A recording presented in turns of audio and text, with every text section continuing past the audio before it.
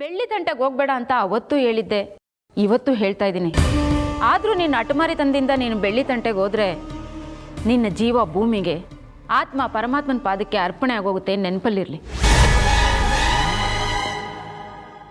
ಅಂದ್ರೆ ನೀನು ಹೇಳಿದ್ದೆಲ್ಲ ನಿಜ ಆಗುತ್ತೆ ಅಂತ ನಾನು ನಂಬಿಡ್ಬೇಕಾ? ಇಷ್ಟು ದಿನ ನಾನು ಹೇಳಿದೆಲ್ಲ ನಿಜ ಆಗಿದೆ ಅಲ್ವಾ? ಇಷ್ಟು ದಿನ ಹೇಳಿದ್ದು ಇನ್ಮುಂದೆ ಹೇಳೋದು ಎಲ್ಲ ನಿಜ ಆಗುತ್ತೆ. ಯಾಕಂದರೆ ಆ ತಾಯಿ ನಿಮ್ಮಂಥವ್ರಿಗೆ ನನ್ನ ಮೂಲಕ ಈ ಸತ್ಯನ ತಿಳಿಸ್ತಾ ಇದ್ದಾಳೆ. ಎಲ್ಲರೂ ಜ್ಯೋತಿಷ್ಯ ಹೇಳೋರಿಗೆ ಅವ್ರ ಜ್ಯೋತಿಷ್ಯನೇ ಗೊತ್ತಿರಲ್ಲ. ಈಗ ನಿಮ್ಮ ಬಗ್ಗೆನೇ ತಗೊಳ್ಳೋಣ. ನಿಮ್ಮ ಭವಿಷ್ಯ ಏನಂತ ನಿಮಗೆ ಗೊತ್ತಿದೆಯಾ? ಖಂಡಿತ ಇದೆ. ನನ್ನ ಭವಿಷ್ಯ ನನಗೆ ಗೊತ್ತಿದೆ. ಗುಡ್.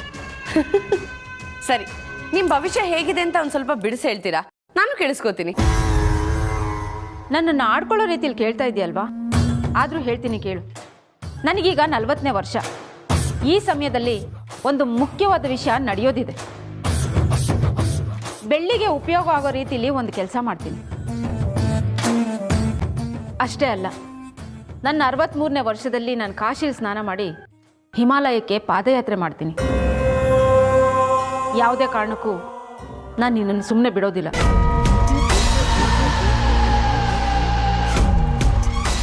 ನೀವಿಷ್ಟೆಲ್ಲ ಹೇಳಿದ್ರಲ್ಲ, ಅದ್ರಲ್ಲಿ ಯಾವುದೇ ರೀತಿ ಚೇಂಜಸ್ ಇಲ್ವಾ? ನೀವು ಹೇಗೆ ಹೇಳಿದಿರ ಹಾಗೆ ನಡೆಯುತ್ತಾ? ಇದು ನನ್ನ ಲೆಕ್ಕಾಚಾರ. ಆದರೆ ಆ ದೇವ್ರು ಏನು ಮಾಡ್ತಾನೋ ನನಗೆ ಗೊತ್ತಿಲ್ಲ. ನಿನ್ನ ಭವಿಷ್ಯನ ಆ ದೇವ್ರಲ್ಲ, ಈ ಮಾಯಾ ಬರಿತಾಳೆ. 87ನೇ ವಯಸ್ಸಿಗೆ ಸಾಯ್ತೀನಿ ಅಂತ ಅನ್ಕೊಂಡಿರೋ ನಿನ್ನನ್ನ ಈಗಲೇ ದೇವ್ರ ಹತ್ರ ಕಳಿಸ್ತಾಳೆ.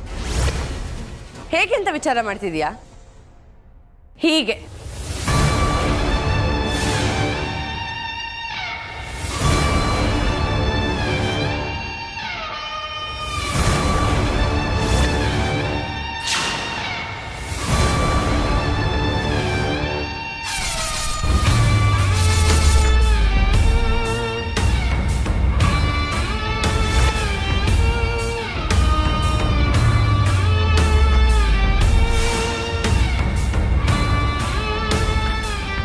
ನೀನು ಹೇಳೋ ಭವಿಷ್ಯ ಸುಳ್ಳಾಗ್ತಿದೆಯಲ್ಲ, ಈಗೇನ್ ಮಾಡ್ತೀಯಾ?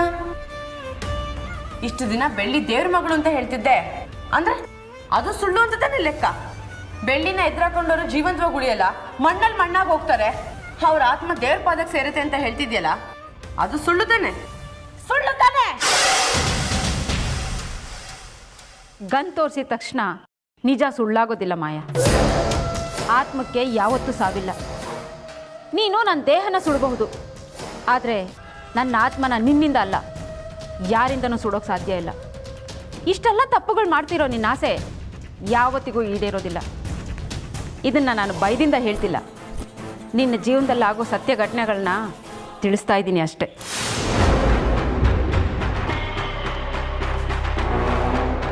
ಈಗ ನಿನ್ನ ಆತ್ಮ ಹೋಗಿ ದೇವ್ರ ಪಾದಕ್ಕೆ ಸೇರುತ್ತಲ್ಲ, ಅಲ್ಲಿ ಹೋದ್ಮೇಲೆ ಬೆಳ್ಳಿ ಭವಿಷ್ಯನ ತುಂಬಾ ಚೆನ್ನಾಗಿ ಬರೆಯೋಕೆ ಏನಂತ ಗೊತ್ತಾ? ಮುತ್ತು ಮಾವ ಯಾವತ್ತಿದ್ರು ಈ ಮಾಯಂಗೇನೆ. ಮಾಯನ್ ತಂಟೆಗೆ ಯಾರೇ ಬಂದ್ರು ಸೀದಾ ದೇವ್ರ ಪಾದಕ್ಕೆ ಹೋಗಿ ಸೇರ್ತಾರೆ ಅಂತ ಬಿಡಿಸಿ ಬಿಡಿಸಿ ಬರೆಯೋದಕ್ಕೆ ಹೇಳಿ. ಗೊತ್ತಾಯ್ತಾ? ಒಂದ್ ವೇಳೆ ಗೊತ್ತಾಗ್ಲಿಲ್ಲ ಅಂದ್ರೆ ಸರಿಯಾಗಿ ಕೇಳಿಸ್ಕೊಂಡು ಗೊತ್ತು ಮಾಡ್ಕೊಳ್ಳಿ.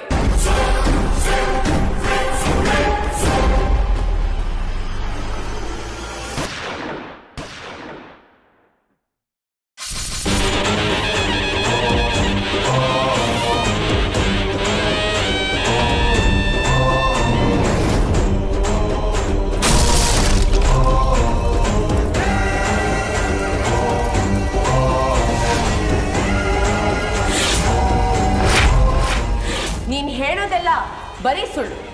ಬರೀ ಬೆಳ್ಳಿ ವಿಚಾರದಲ್ಲಿ ಅಷ್ಟೇ ಅಲ್ಲ, ನೀನ್ ಹೇಳೋ ಯಾವ ವಿಚಾರನೂ ನಡೆಯಲ್ಲ. ನನ್ನ ಭವಿಷ್ಯನ ನಾನೇ ರೂಪಿಸ್ಕೋತೀನಿ. ಮುತ್ತು ಮಾವ ನನ್ನವರಾಗೋಗಿ ನಾನು ಮಾಡ್ಕೋತೀನಿ.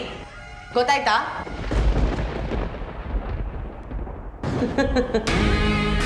ಅಂದಾಗೆ ಇನ್ನೊಂದು ಸುಳ್ಳು ಹೇಳಿದಿರ ನೀವು ನನ್ನ ಹತ್ರ. ಅದೇನಂತ ಗೊತ್ತಾ? ನಾನು 87ನೇ ವರ್ಷದಲ್ಲಿ ಹೋಗ್ತೀನಿ ಅಂತ ಹೇಳಿದವರು ಪಾ ಈಗಲೇ ಹೋಗ್ತಿದ್ದೀರ ನೋಡಿ.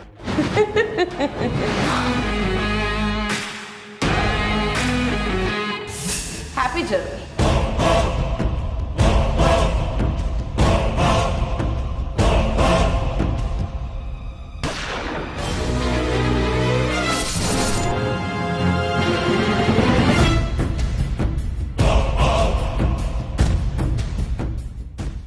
ಮಾಯನ್ ತಂಟೆಗೆ ಬಂದವ್ರು ಯಾರು ನಾನು ಸುಮ್ಮನೆ ಬಿಡಲ್ಲ.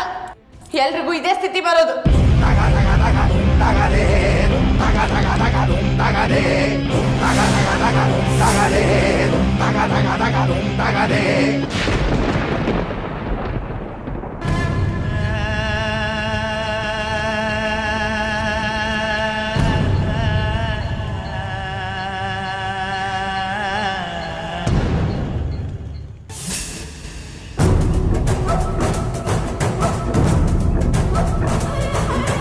ಏನಾಯ್ತು ಮಾಯಾ?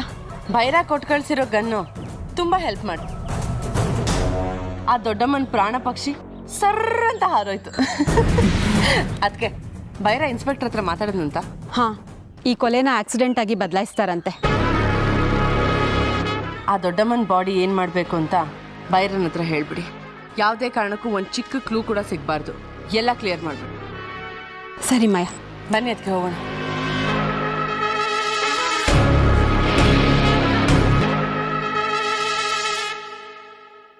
ಏನ್ ಹೇಳ್ತಾ ಇದೀಯ ಮಾಯಾ? ನೀನು ದೊಡ್ಡಮ್ಮನ್ನ? ಹೌದು ಗುರುಗಳೇ, ನಾನೇ ಆ ದೊಡ್ಡಮ್ಮನ ಕತೆ ಮುಗಿಸಿದ್ದು. ತುಂಬಾ ಅವಸರಪಟ್ಟೆ ಮಾಯಾ. ಯಾಕೆ ಗುರುಗಳೇ ಹೀಗೆ ಹೇಳ್ತಿದ್ದೀರಾ? ನಿಮ್ಮ ಕೈಲಿ ಆಗ್ದಿರೋ ಕೆಲಸನ ನಾನು ಮಾಡಿದೆ ಅಂತ ಕೋಪನಾ? ಇಲ್ಲ, ನನ್ನ ಬುದ್ಧಿವಂತಿಕೆ ನೋಡಿ ಹೊಟ್ಟೆ ಕಿಚ್ಚ? ಇದು ಅತಿರೇಕದ ಮಾತು ಮಾಯಾ. ನನ್ನ ಜೀವನ ನಾನು ನೋಡ್ಕೋಬೇಕಾಗಿತ್ತು. ನಾನು ಇಷ್ಟು ವರ್ಷ ಕಷ್ಟಪಟ್ಟಿದ್ದು, ತಾಳಿ ಕಟ್ಟಿಸ್ಕೋಬೇಕಂತ ಕಾದಿದ್ದು ಎಲ್ಲ ಮುತ್ತು ಮಾವಂಗೋಸ್ಕರ. ಈಗ ಅವ್ರನ್ನೇ ದೂರ ಮಾಡ್ತೀನಿ ಅಂತ ಬಂದ್ಬಿಟ್ರೆ ನಾನು ಸುಮ್ಮನೆ ಇರೋಕ್ಕಾಗುತ್ತಾ ಹೇಳಿ? ಅದಕ್ಕೆ ಎಲ್ಲ ಒಂದೇ ಸರಿ ಧ್ವಂಸ ಮಾಡಿಬಿಟ್ಟೆ. ಆ ಬೆಳ್ಳಿ ಬಿಟ್ಟು ಈಗ ನನಗೆ ಯಾರು ಶತ್ರುಗಳಿಲ್ಲ. ಕತೆ ಮುಗೀತು ಅಂತ ನೀನ್ ಅಂದ್ಕೊಂಡಿದ್ಯಾ, ಆದ್ರೆ ನಿಜವಾದ ಕತೆ ಈಗ ಶುರುವಾಗುತ್ತೆ. ಅಂದ್ರೆ ದೊಡ್ಡಮ್ಮಂದು ದೈವ ಶಕ್ತಿ ತುಂಬಿದ ಆತ್ಮ. ಅದನ್ನ ಕೊಂದು ನಿನ್ನ ತೊಂದರೆಗೆ ನೀನೇ ಆಹ್ವಾನ ಮಾಡ್ಕೊಳ್ತಾ ಇದೀಯಾ. ದೊಡ್ಡಮ್ಮನ್ನ ಕೊಂದಿದ್ದು ಬರೀ ಅಪರಾಧ ಅಲ್ಲ, ಮಹಾ ಅಪರಾಧ. ದೊಡ್ಡಮ್ಮನಂತ ಒಳ್ಳೆ ಆತ್ಮನ ಕೊಂದಿದ್ದಕ್ಕೆ ನಿನಗೆ ದೊಡ್ಡ ಶಿಕ್ಷೆ ಕಾದಿದೆ ಮಾಯಾ. ಅದು ನಿನಗೆ ಕಷ್ಟ ಕೊಡದೆ ಬಿಡೋದಿಲ್ಲ. ದೊಡ್ಡಮ್ಮನ್ನ ಕೊಂದಿದ್ದಕ್ಕೆ ನಾನು ಶಿಕ್ಷೆ ಅನ್ಭವಿಸ್ತೀನ? ಅವ್ರದ್ದು ಒಳ್ಳೆ ಆತ್ಮನ? ನಿಮ್ ಮಾತಿಗೆ ನಾನು ನಗ್ಬೇಕು ಆಳ್ಬೇಕೋ ಒಂದು ಗೊತ್ತಾಗ್ತಿಲ್ಲ. ಈಗ ಎಷ್ಟು ಬೇಕಾದ್ರೂ ನಗು, ಆದ್ರೆ ಮುಂದೆ ಅಳೋದಿಕ್ಕೆ ಸಿದ್ಧವಾಗಿರ್ಬೇಕು ಮಾಯಾ. ಏನ್ ಗುರುಗಳೇ, ನನಗೆ ಕೆಟ್ಟದಾಗ್ಲಿಂದ ಶಾಪ ಕೊಡ್ತಿದ್ದೀರಾ? ಒಂದ್ ವಿಷಯ ಸರಿಯಾಗಿ ತಿಳ್ಕೊಳ್ಳಿ, ನಾನು ಯಾರ ತಂಟೆಗೂ ಹೋಗಲ್ಲ. ಆದ್ರೆ ಯಾರಾದ್ರೂ ನನ್ನ ತಂಟೆಗೆ ಬಂದ್ರೆ ಅವ್ರನ್ನ ಮಾತ್ರ ಸುಮ್ಮನೆ ಬಿಡಲ್ಲ. ನನಗಿರೋ ಗುರಿ ಒಂದೇ, ಅದು ಮುತ್ತು ಮಾವನ ಮದ್ವೆ ಆಗೋದು. ಅದನ್ನ ಯಾರಾದ್ರೂ ತಡಿಯಕ್ ಬಂದ್ರೆ, ಇಲ್ಲ ಆಗಲ್ಲ ಅಂತ ಅಂದ್ರೆ ನನಗೆ ಪಿತ್ತ ನೆತ್ತಿಗೇರುತ್ತೆ. ನೆಕ್ಸ್ಟ್ ಸೆಕೆಂಡೇ ಬುಲೆಟ್ ಅವ್ರ ತಲೆಯಲ್ಲಿ ಸೇರುತ್ತೆ. ಸಾಕ್ ಮಾಡು ನಿನ್ನ ಒಣ ಪ್ರತಿಷ್ಠೆ. ನೀನೆಷ್ಟೇ ಕಾರಣಗಳು ಕೊಟ್ಟರು ನೀನು ಮಾಡಿದ ತಪ್ಪು ಸರಿ ಹೋಗೋದಿಲ್ಲ.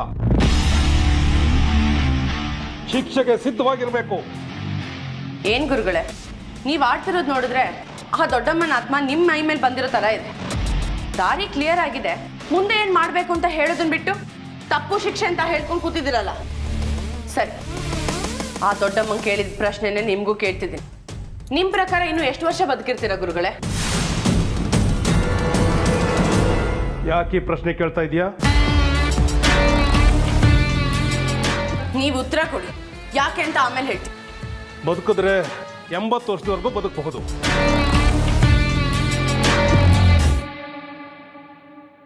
ನಾನೀಗ ನಿಮ್ಮನ್ನ ಶೂಟ್ ಮಾಡಿದ್ರೆ ನೀವ್ ಅನ್ಕೊಂಡಿರೋ ಹಾಗೆ 80 ವರ್ಷ ಅಲ್ಲ, 50 ವರ್ಷಕ್ಕೆ ಸತ್ತೋಗ್ತೀರ. ಅಂದ್ಮೇಲೆ ನೀವ್ ಹೇಳೋದೆಲ್ಲ ಸುಳ್ಳಲ್ವ ಗುರುಗಳೇ?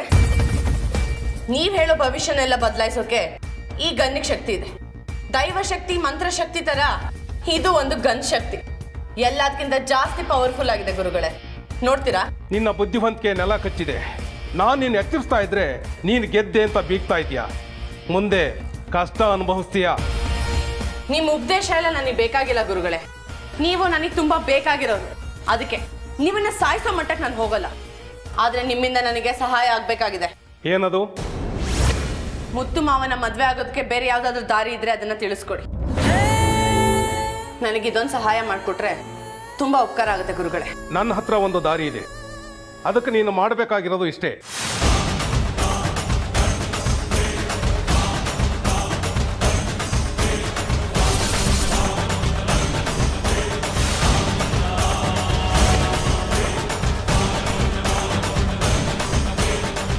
ಇನ್ಮೇಲೆ ಈ ಮಾಯಾ ಅಂದ್ಕೊಂಡಿದ್ದೆ ನಡೆಯೋದು.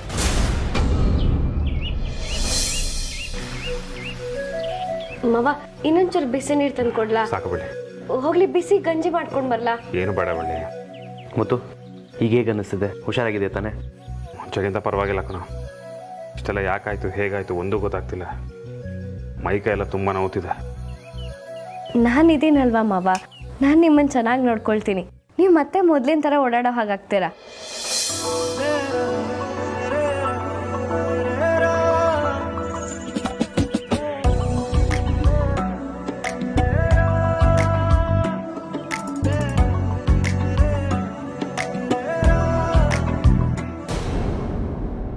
ಮಾವ ಬಿಳಿ ಬೈ.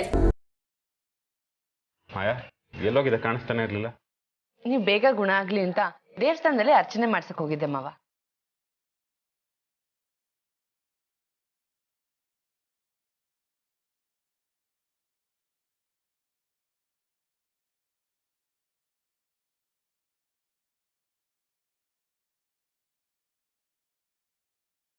ಮಾಯಾ ನಂಗೇನೋ ಒಂಥರ ಕನ್ಫ್ಯೂಸ್ ಆಗ್ತದೆ. ಕನ್ಫ್ಯೂಷನ್ ಯಾಕೆ ಮಾವ? ನಾವು ಅವತ್ತು ಊಟಕ್ಕೆ ಅಂತ ಹೋಟೆಲ್ಗೆ ಹೋದ್ವಿ. ಊಟ ಮಾಡಿದ್ಮೇಲೆ ತಲೆ ತಿರ್ಗಕ್ಕೆ ಶುರು ಆಯಿತು. ಅದಾದ್ಮೇಲೆ ಏನಾಯ್ತು, ನಾ ಇಲ್ಲಿಗೆ ಹೇಗೆ ಬಂದೆ ಒಂದೂ ಗೊತ್ತಾಗ್ತಿಲ್ಲ. ಯಾವ ಪ್ರಶ್ನೆಗೂ ನಂಗೆ ಉತ್ತರನೇ ಸಿಗ್ತಿಲ್ಲ. ನೀವೇನು ತಪ್ಪು ತಿಳ್ಕೊಳ್ಳಿಲ್ಲ ಅಂದ್ರೆ ನಿಮ್ಮ ಪ್ರಶ್ನೆಗೆ ನಾನು ಉತ್ತರ ಕೊಡ್ತೀನಿ. ಏನು ನಡೆದಿದೆ ಅಂತ ನಿಂಗೆ ಗೊತ್ತಾ? ಗೊತ್ತು ಮಾವ. ಏನದು? ಅದನ್ನ ನಾನು ನಿಮ್ಮ ಹತ್ರ ಹೇಳ್ಕೋಬಹುದು, ಆದ್ರೆ ನೀವು ನನ್ನ ಬಗ್ಗೆ ತಪ್ಪಾಗಿ ತಿಳ್ಕೊಬಾರ್ದು. ಹಾಗೆಲ್ಲ ಏನೂ ಇಲ್ಲ. ನನಗೆ ಯಾಕೆ ಈ ರೀತಿ ಆಯಿತು ಅಂತ ಹೇಳು. ನಾನು ದೇವಸ್ಥಾನಕ್ಕೆ ಹೋದಾಗ ತುಂಬ ವಿಷಯಗಳು ಗೊತ್ತಾಯಿತು.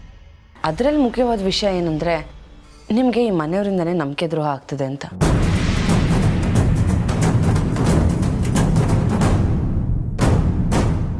ನನಗೆ ಮನೆಯವರಿಂದ ನಂಬಿಕೆ ದ್ರೋಹನ? ಏನು ಮಾತಾಡ್ತಿದ್ಯಾ ಮಾಯಾ? ನಾನು ಹೇಳ್ತಿರೋದು ನಿಜ ಮಾವ. ನನಗೆ ಯಾರು ಮೋಸ ಮಾಡ್ತಾರೆ ಮಾಯಾ? ಅದು ನಮ್ಮನೇಲಿ.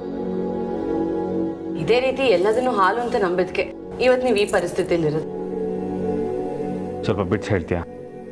ನಿಮಗೆ ಗೊತ್ತಿಲ್ಲದೆ ಇರೋ ಹಾಗೆ ಒಂದು ದೊಡ್ಡ ಯಾಗ ಮಾಡಿಸಿದ್ದಾರೆ ಮಾವ.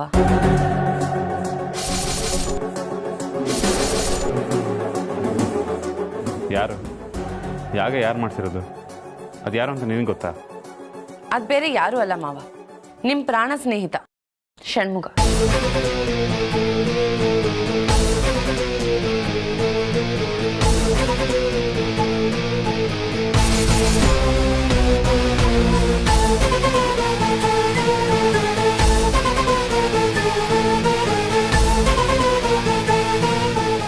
ಮಾಯಾ, ಇವ್ ನನ್ನ ಪ್ರಾಣ ಸ್ನೇಹಿತ. ಇವನಿಗೆ ಮನೆಗೋಸ್ಕರ ಎಷ್ಟೆಲ್ಲ ಮಾಡಿದ್ದಾನೆ. ಅಂಥದ್ರಲ್ಲಿ ಇವನೇ ನನ್ನ ವಿರುದ್ಧ ಯಾಗ ಮಾಡಿಸ್ತಾನೆ? ಸಾಧ್ಯನೇ ಇಲ್ಲ. ನೀನು ಯಾವುದೋ ಹಳೆ ದ್ವೇಷ ಇಟ್ಕೊಂಡು ಇವನ ಮೇಲೆ ಆರೋಪ ಹೊರಿಸ್ತಿದ್ಯಾ ಅಂತ ಅನ್ಸುತ್ತೆ. ನನಗೆ ಅವನ ಮೇಲೆ ಯಾವ ಹಳೆ ದ್ವೇಷನೂ ಇಲ್ಲ ಮಾವ. ಒಂದು ವೇಳೆ ಆ ರೀತಿ ಇದ್ದಿದ್ರೆ ಅವನ ಮನೇಲಿ ಇರಬೇಕಾ ಬೇಡವಾ ಅಂತ ನೀವು ಕೇಳಿದಾಗ ನಾನು ಬೇಡ ಅಂತಾನೆ ಹೇಳ್ತಿದ್ದೆ.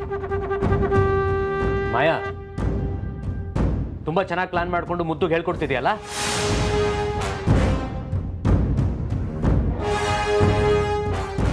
ನಾನು ಯಾಕೆ ನಿನ್ನ ಬಗ್ಗೆ ಸುಮ್ಮನೆ ಮಾತಾಡಲಿ ಷಣ್ಮುಗ? ನನಗೆ ಯೋಚನೆ ಮಾಡೋಕ್ಕೆ ವಿಚಾರ ಮಾಡೋಕ್ಕೆ ತುಂಬ ವಿಷಯಗಳಿದೆ. ನಿನ್ನ ಬಗ್ಗೆ ತಲೆ ಕೆಡಿಸ್ಕೊಳ್ಳೋಷ್ಟು ಟೈಮ್ ನನಗಿಲ್ಲ. ನನ್ನ ಪ್ರಶ್ನೆಗೆ ಉತ್ತರ ಬರಲಿಲ್ಲ ಮಾಯಾ. ಷಣ್ಮುಗ ಯಾಕೆ ನನ್ನ ವಿರುದ್ಧ ಯಾಗ ಮಾಡಿಸ್ತಾನೆ? ಯಾಗ ನಿಮ್ಮ ವಿರುದ್ಧ ಮಾಡಿಸಿಲ್ಲ ಮಾವ, ಆದರೆ ಷಣ್ಮುಗನ ಪ್ರೀತಿ ತಂಗಿ ಬೆಳ್ಳಿ ಇದ್ದಾಳಲ್ಲ, ಅವಳ ಮದುವೆ ನಿಮ್ಮ ಜೊತೆನೇ ನಡಿಬೇಕು ಅಂತ ಯಾಗ ಮಾಡಿಸಿರುತ್ತೆ. ಮುದ್ದು ಮುದ್ದು ತುಂಬಾ ಸುಳ್ಳು ಹೇಳ್ತಿದ್ದಾಳೆ. ದಯವಿಟ್ಟು ಇದೆಲ್ಲ ನಂಬಕೋಬೇಡ. ಸರಿ, ನಾನು ಸುಳ್ಳು ಹೇಳ್ತಿದ್ದೀನಿ ಅಲ್ವಾ? ಈ ವಿಷಯನ ಷಣ್ಮುಗನ ಬಾಯಿಂದಾನೇ ಹೇಳಿಸ್ತೀನಿ ನೋಡಿ ಮಾವ. ಷಣ್ಮುಗ, ಮುತ್ತು ಮಾವನ ಮೇಲೆ ಆಣೆ ಮಾಡಿ ಹೇಳು ನಾನು ಈ ಯಾಗ ಮಾಡಿಸಿಲ್ಲ ಅಂತ. ಆಗ ನಾನು ಸುಮ್ಮನಾಗ್ತೀನಿ.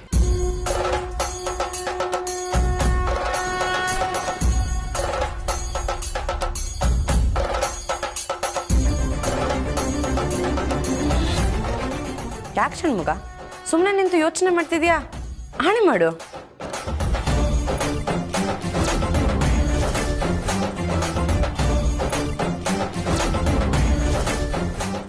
ಷಣ್ಮುಗ, ಯಾಕೆ ಸುಮ್ಮನೆ ನಿಂತಿದ್ಯಾ? ಅವ್ರು ಹೇಳ್ತಿರೋದೆಲ್ಲ ಸುಳ್ಳು ಅಂತ ಹೇಳು.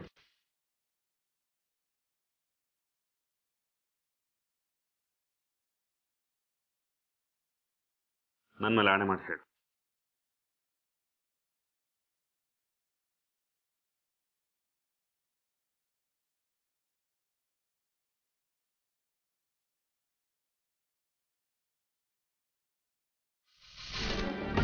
ನನ್ನ ಮೇಲೆ ಆಣೆ ಮಾಡಿ ಹೇಳು ಅವಳಿಗೆ.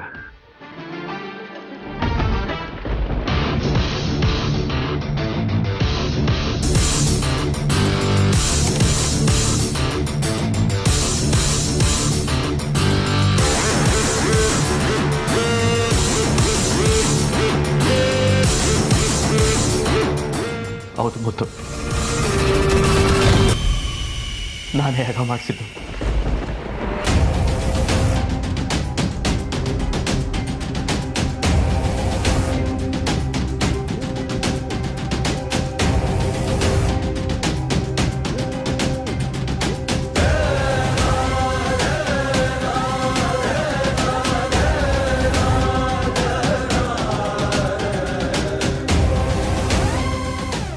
ಮುತ್ತು,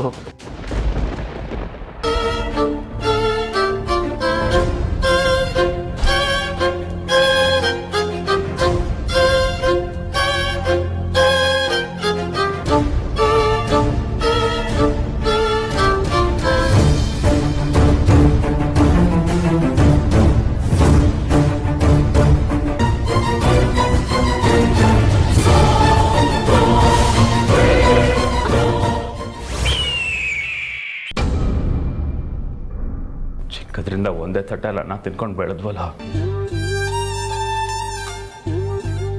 ನನ್ನ ತಮ್ಮ ಬೈರಂಗಿಂತ ಹೆಚ್ಚಾಗಿ ನಿನ್ನ ಮೇಲೆ ನಂಬಿಕೆ ಇಟ್ಟಿದ್ದೆ ನಾನು. ಈ ಮನೆ ಬಗ್ಗೆ, ಆಸ್ತಿ ಅಂತಸ್ತು, ನಾ ಎಲ್ಲಿ ಹೋಗ್ತೀನಿ, ಎಲ್ಲಿ ಬರ್ತೀನಿ, ಎಲ್ಲರೂ ನಿನ್ನ ಹತ್ರ ಹೇಳ್ತಿದ್ದೆ. ನಾನು ಯಾವುದೇ ಕೆಲಸ ಮಾಡಬೇಕು ಅಂದರೂ ಮೊದಲು ನಿನ್ನ ಅಭಿಪ್ರಾಯ ಪಡ್ಕೊತಿದ್ದೆ. ಆದರೆ ನೀನೇ ಮೋಸ ಮಾಡಿಬಿಟ್ಟಿಯಲ್ಲ. ನಾನು ಏನೋ ದ್ರೋಹ ಮಾಡಿದ್ದೆ ನಿಂಗೆ? ಏನು ದ್ರೋಹ ಮಾಡಿದ್ದೆ ನಿಂಗೆ? ಗೊತ್ತು ಏನು ದ್ರೋಹ ಮೋಸ ಅಂತ ದೊಡ್ಡ ದೊಡ್ಡ ಮಾತಾಡ್ತಿದ್ಯಾ ನೀನು? ನಿಂದು ಬೆಳ್ಳಿಗೆ ಮದುವೆ ಆಗಲಿ ಅಂತ ಈ ಯಾವಾಗ ಮಾಡಿಸಿಲ್ಲ ಕಣ ನಾನು. ನೀನು ಚೆನ್ನಾಗಿರ್ಬೇಕು, ನೀನು ಆರೋಗ್ಯವಾಗಿರ್ಬೇಕು ಅಂತ ಯಾಕೆ ಮಾಡಿಸಿ, ಬೇರೆ ಯಾವ ಉದ್ದೇಶನೂ ಇಲ್ಲ ಮುತ್ತು. ಓ, ನಾನು ಚೆನ್ನಾಗಿರ್ಬೇಕು ಅಂತ ಮಾಡಿಸ್ತೀಯಾ ಅಲ್ವೋ? ನನಗೇನು ಆಗಿತ್ತು, ಚೆನ್ನಾಗೇ ಇದ್ನಲ್ಲ. ಮತ್ತೆ ಈ ಆಗದ ಅವಶ್ಯಕತೆ ಏನಾಯ್ತು? ಚಿತ್ರಕ್ಕ ಕನ್ಸಲ್ ಬಂದಿದ್ರ? ಹೌದು ಮ್ಯಾನೇಜರ್, ಕನ್ಸಲ್ ಬಂದು ಮುತ್ತು ಅಪ್ಪ ವಶೀಕರಣ ಆಗಿದ್ದಾರೆ ಅಂತ ಹೇಳಿದ್ರು. ವಶೀಕರಣದಿಂದ ಮುತ್ತುನ ಹೊರಗೆ ತರಬಹುದು. ಅಷ್ಟರಲ್ಲಿ ಹೆಚ್ಚು ಕಮ್ಮಿ ಆದರೆ ಮುತ್ತು ಪ್ರಾಣಕ್ಕೆ ಅಪಾಯ ಜಾಸ್ತಿ. ಹೇಳ. ಅದು ಯಾಕೋ ಹೀಗೆ ಮಾಡ್ದೆ? ಯಾಕೆ ಹೀಗೆ ಮಾಡ್ದೆ ಹೇಳು. ಮಾವ, ನಾನು ಇದೇ ಕಾರಣಕ್ಕೆ ಏನು ಹೇಳಬಾರ್ದು ಅಂತ ಅನ್ಕೊಂಡಿದ್ದು. ಮಾಯಾ ಮದ್ವೆಗೆ ಮುಂಚೆನೇ ನಿಮ್ಮಿಬ್ರು ಬೇರೆ ಬೇರೆ ಮಾಡಿದ್ಲು. ಈ ಮದ್ವೆ ಆದ್ಮೇಲೆ ಈ ಮನೇಲಿ ಇರೋರ್ ಗತಿ ಏನ್ ಮಾಡ್ತಾಳೆ ಅಂತ ನನ್ನ ಮೇಲೆ ಆರೋಪ ಬರಬಾರ್ದಲ್ವಾ? ಅದಕ್ಕೆ ನಾನು ಹೇಳ್ದೆ ಸುಮ್ಮನೆ ಇದ್ದೀನಿ. ಸ್ವಲ್ಪ ಸುಮ್ಮನೆ ಇರ್ತೀಯಾ? ಹತ್ತು ಸರಿ ಹೇಳಿ ಸುಳ್ಳೆ ಹೇಳ್ತಾ ಇದ್ರೆ ನಿಜ ಆಗಲ್ಲ ಮಾಯ. ಇಬ್ಬರ ಮಧ್ಯೆ ತಂದಿಟ್ಟು ಆಟಾಡ್ತಿದ್ದೆ ನೀನು.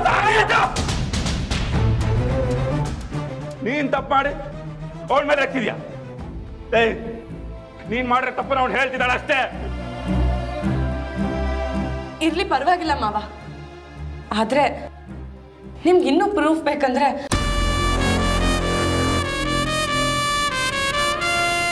ಬೆಳ್ಳಿನ ಕೇಳಿ ಮಾವ. ನಾನ್ ಸುಳ್ಳು ಹೇಳ್ಬೋದು, ಷಣ್ಮುಖ ಸುಳ್ಳು ಹೇಳ್ಬೋದು, ಆದ್ರೆ ಬೆಳ್ಳಿ ಸುಳ್ಳು ಹೇಳಲ್ಲ ಮಾವ. ಅವಳನ್ನೇ ಕೇಳಿ, ಷಣ್ಮುಖ ಯಾಕ ಮಾಡ್ತಿದ್ನೋ ಇಲ್ವೋ ಅಂತ.